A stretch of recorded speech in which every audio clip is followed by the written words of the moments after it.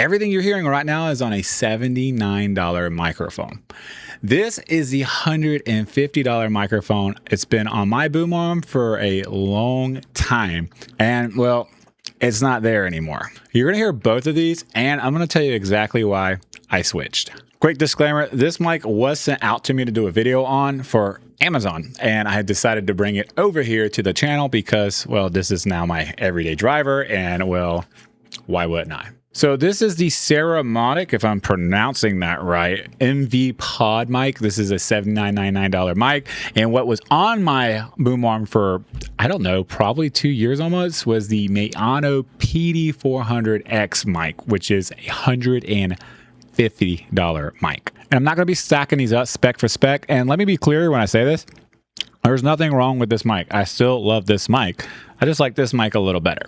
Okay, so now what we did is I have both mics set up. We're going to go straight into the raw audio test. I have no EQing on this, no nothing. This is going to be straight raw footage. So we're going to start with the Maono PD400X. That's what I have it on right now. This is the Maono PD400X that you're listening to right now.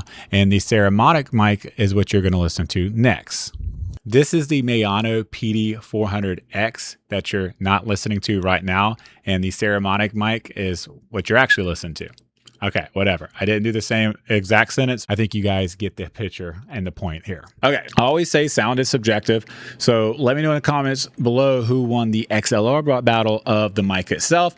I will be doing a comparison between the USBs here in a bit. But let's hop into something a little bit more personal. Why did I swap mics? Why did I go from the Maono PD400X, which is a really good mic, to the Saramonic mic? There are a few reasons. I'm going to go over every single one of them really fast for you. The very first one is looks. I do like the way this mic looks. It looks almost like a Shure SM7B mic. I've always liked the way that looked. The other closest mic that I had that kind of looked like that would have been like the Fine-Fi K688 mic, but it was still silver and metallic and all that to me. I wanted something more black to kind of go up with the setup itself and didn't stick out like a sore thumb. The other reason would be the price of this mic versus that mic is half off. Now, of course, I already have this mic and that mic, so that doesn't really matter to me, but I have a lot of people always asking me, what mic am I using in my videos? So now you know, it's the Maono PD400X. And you would have known if you would have saw these logos, which leads me to my next and very important point of this video. But I had to cover these logos up with black tape because I don't just film YouTube videos for here. I also do UGC, I also do podcast style content for brands and stuff like that. And I can't show logos in your footage. You're not supposed to anyways. It can become a lawsuit for trademark infringement. So I have to put tape over this and it gets sticky and nasty and everything else, and I don't like it very much. Nothing you guys ever seen, but it is worth thinking about as a content creator. If you're a YouTuber out there, you might want to go into different streams of income and stuff and try to figure out how to make more money and stuff with the setup you got if you have something like mine. This makes the most sense. And you can't have logo showing. So Saramonic, it has a logo right here, but you can't see it because it's black and blended in with it. It's not freaking yellow and white.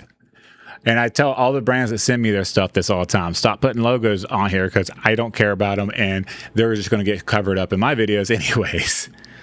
I know.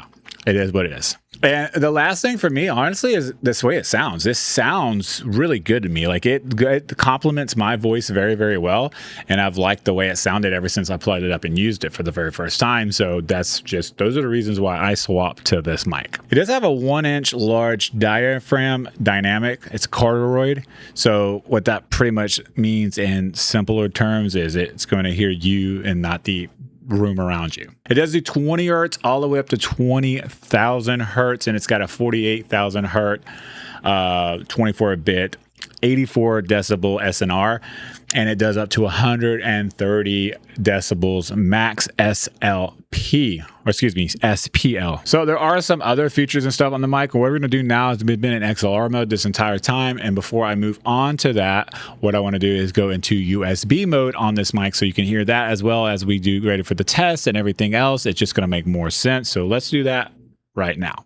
So I am re-recording the USB part. I literally recorded it and I had it up too loud and it blew out. So I don't think that's a fair test. So this is what it sounds like. I actually tested it before I actually started recording just to make sure. So we're good to go. Okay, so this is what it sounds like in USB mode. And you're going to be able to see, let me move it a little bit for you guys so you can see. There he goes. There's a white light on, which means it's on for USB, and I am looking at my sound control and I do not have the XLR coming through, so we are good to go there. Now, a couple things with the USB mode on this. You do have a tap to mute, which is going to be right here where this white light is. It'll turn red when I tap it. Tap it again, it's unmuted. You'll be able to see it, and it's like no buttons or clicking or anything like that, which is nice. Now there is noise cancellation built into this as well. So what I'm going to do now is I'm going to hold the button down, and it's going to turn green after 2 seconds. And I'm going to pick my finger up. The light is now green, and I am good to go. I don't like that I have to like cover the light to know that, so that kind of sucks. But it is what it is. This is what it sounds like with noise cancellation on. I'm going to turn my AC right here on, as you can see. It's going to be pretty close, so you should be able to hear it. If not, that's pretty good. And I'll turn it off just so you can get an idea of what it sounds like. You do have like a noise cancellation. It's a high pass and low pass filter built in on the Maono PD400. It's a button to press to go into that. They're kind of the same. There might be like a technology built into this mic that's more like an AI noise cancellation. There's a lot of new technology coming out nowadays and stuff that does make the noise cancellation sound much better, in my personal opinion, than what it used to sound like. But in any case, this is what it sounds like. Now I'm going to turn my AC, or I'm going to turn the mic noise cancellation off by holding the button down right here. And you can see it's back white. Now I did this last time. You hear me talk about how it turned red on me. I actually, when I first recorded it, I went to hold it to turn it off, and it turned red because I didn't hold it long enough. And that's why I was kind of nitpicking. I wish I could see the light change in real time to know if noise cancellation is actually off or on before I pick my finger up. It does have 0 latency on the bottom of it too for a mic monitoring port if you want to plug it in here as well. And it does come with 2 windscreens. So this one right here and the one that you see, I went with the traditional one. I mean, I guess this could be considered a traditional one too, but I like the way this one looks better than this one. So that's what it is. And now, of course, the AC actually kicks on full blast while I'm sitting here with noise cancellation off. So I'm going to turn it back on real quick because I don't know if you can hear it in the background, just so we get a clear understanding that this is how it works now. So if you don't hear it, or if you do hear it, you know what it sounds like. All right, so here is the actual PD400X USB. So what I'm gonna do is just do a little bit with this right now as I talk about some more of the things, and then I'm gonna wrap it up back with these Saramonic. I don't know if I'm mentioning that right or not. You guys need to let me know in the comments if I just don't know how to read English.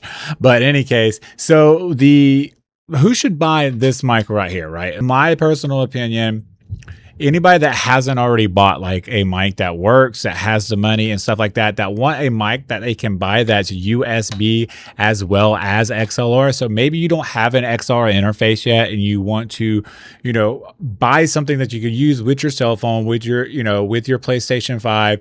You can use this with Xbox, with how I teach you how to do it, all that. We're not going to get all that, but that you want to be able to upgrade later on. So if you want that XLR in the future and you're not spending a ton load of money and you want something that looks good, I highly personally, for my sound and voice and everything, and if you think it sounds good, would recommend this mic. If you already own like a mic like this and you don't want to spend the money and stuff, I don't recommend doing that. I don't think you need to go and upgrade a mic unless you just want the look of the mic. You have the $80 sitting around and stuff like that.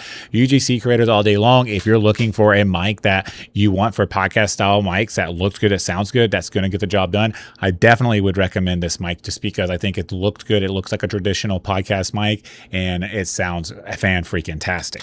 All right, so let's talk about what I hope V2 of the Saramonic mic might have. So one is the light on the front of it for USB. I want to see that not having to be covered up to be able to turn on noise cancellation and stuff. I want to be able to see that light switch in real time so I know it's there, because sometimes like you saw it in real time, I thought I was turning it off and it wasn't off yet. I had to re-hold the button down and just muted the mic instead. So it's just a little nitpick. The other thing are the knobs on the bottom of it for the mic and the monitoring gain. They're just turns. I kind of would like to see where I'm going and how I'm doing and stuff. Now, don't get me wrong, you can turn this up and then just cap it inside the software itself if you want to. But for me personally, I want to just be able to see it. Honestly, at the end of the day, that's it. I think this mic is a pretty good mic, especially coming out of the box, sounding the way it sounds and stuff like that. And I highly recommend it if you like the way it sounds. Again, sound is always subjective. Let me know in the comments below which mic you think sounded the best between the Maono PD400X and the Saramonic Pod mic, whatever it's called. And make sure you check out one of the videos that are being recommended over here. And I'll see you guys in the next video. As always, peace and love.